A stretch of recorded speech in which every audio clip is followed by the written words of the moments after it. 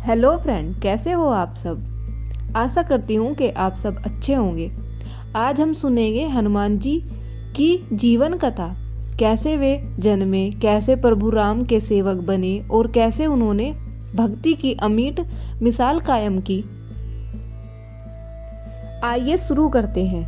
जय जय जय हनुमान गुसाई, कृपा करो गुरुदेव की नाई। सबसे पहले हम स्मरण करते हैं उस प्रभु के जिसके नाम लेते ही भय दूर हो जाता है। श्री हनुमान जी जो संकट मोचन है, जो सीताराम के दूत, राम भक्त और बल ज्ञान विवेक के भंडार हैं। हनुमान जी का जन्म त्रेता युग का समय था। अंजना नाम की एक अप्सरा थी जो अपने पिछले जन्म के एक श्राप के कारण पृथ्वी पर जन्मी थी। उन्होंने भगवान शंकर की उपासना की ताकि उन्हें एक तेजस्वी पुत्र प्राप्त हो। उसी समय केसरी नाम के एक वानर राजकुमार से उनका विवाह हुआ। एक दिन अंजना माता पूजा कर रही थी। उसी समय दशरथ राजा ने पुत्रेष्टि यज्ञ किया था, जिसके फलस्वरूप जो दिव्य खीर देवता लेकर जा रहे थे उसका एक अंश पवन देव ने अंजना माता के हाथों में पहुंचा दिया। उस दिव्य प्रसाद को ग्रहण करने से उन्होंने एक बालक को जन्म दिया। जो बालक तेज, बल, बुद्धि और भक्ति में अनुपम था, वह बालक हनुमान कहलाया, क्योंकि वे हनुमत अर्थात बलवान, जबड़ा और वायुपुत्र थे। बाल्यावस्था में वे अत्यंत चंचल और वीर थे। एक दिन उन्होंने सूरज को लाल फल समझकर खाने का प्रयत्न किया। जब इंद्र देव ने वज्र फेंका तो वज्र उनके मुंह पर लगा और वो बेहोश हो गए। तब पवनदेव क्रोधित हो गए और सारी सृष्टि में वायु रोक दी। जब जीव तड़पने लगे तब देवताओं ने मिलकर हनुमान जी को अनेक वरदान दिए। ब्रह्मा जी ने अमरता, विष्णु जी ने बल, इंद्र ने भयहीनता और वरुण ने जल से रक्षा का वरदान दिया। तब जाकर वायुदेव शांत हुए। अब आते हैं युवावस्था में। ज्ञान, गुरु, ये सब उनकी युवावस्था में आते हैं। बड़े होने पर हनुमान जी ने सूर्यदेव को ही अपना गुरु बनाया। वे सूर्य के रथ के साथ साथ चलते हुए उनसे सारे शास्त्र सीखे। सूर्य ने कहा, बेटा मैं तो सदा गतिमान हूँ, तुम कैसे सीखोगे? हनुमान जी ने कहा, मैं आपकी गति के साथ साथ चलूंगा। उनकी लगन देख सूर्य ने उन्हें आशीर्वाद दिया और पूर्ण ज्ञान दिया। फिर उन्होंने अपने गुरु दक्षिणा में केवल यही कहा, भगवान राम के कार्य में मुझे सहायता करने का अवसर मिले, और यही उनकी भक्ति की शुरुआत थी।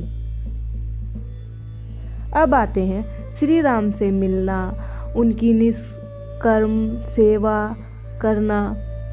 एक दिन श्री राम और लक्ष्मण सीता माता की खोज में वन में भ्रमण कर रहे थे। वहीं उन्हें सुग्रीव का दूत बनकर हनुमान जी मिले। हनुमान जी ने जब पहली बार श्री राम को देखा तो उनका हृदय पुलकित हो गया। राम जी ने कहा, हनुमान, तुम्हारी वाणी से ज्ञान ज्ञात होता है कि तुम अत्यंत ज्ञानी हो।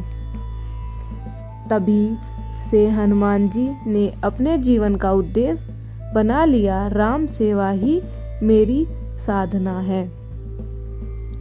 राम जी ने उन्हें आदेश दिया, सीता माता की खोज करो, और यहीं से उनके महान कार्यों की शुरुआत हुई। अब आते हैं सागर पार लंका तक की उड़ान 3 मिनट में उन्होंने कैसे की। सीता माता की खोज करते हुए हनुमान जी पहुंचे सागर तट पर। समुद्र विशाल था, पर विश्वास और भक्ति उससे भी विशाल थी। उन्होंने पर्वत पर चढ़कर जयकारा किया, जय श्री राम, और उसी नाम के बल पर उन्होंने समुद्र पार कर लिया।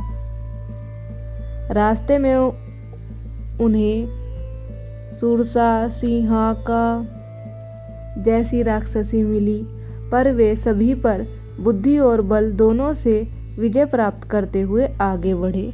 लंका पहुंचकर उन्होंने बगीचे में सीता माता को देखा, जो अशोक वाटिका में बैठी थी, राम के नाम का जाप कर रही थी।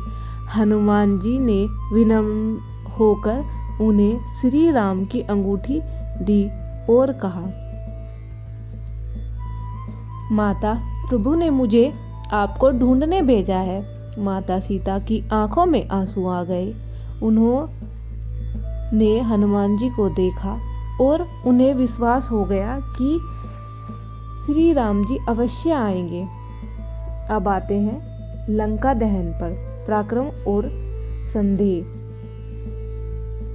सीता माता को आश्वासन देने के बाद हनुमान जी ने लंका में रावण का संदेश पहुंचाया। अब भी समय है, सीता माता को लौटा दो।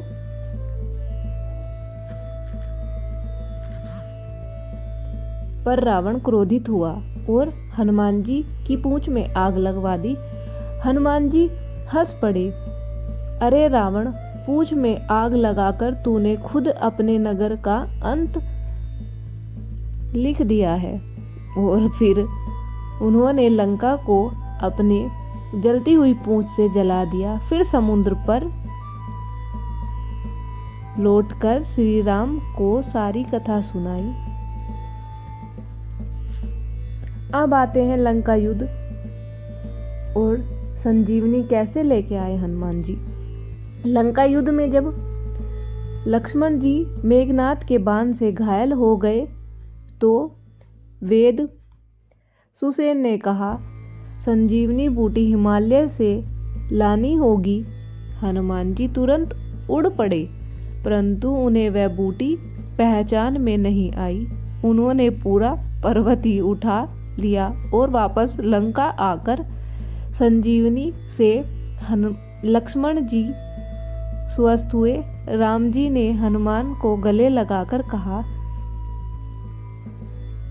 हे हनुमान, तुम्हारे समान भक्त कोई नहीं है। हनुमान जी बहुत प्रसन्न हुए। अब आते हैं श्री राम के बाद का जीवन।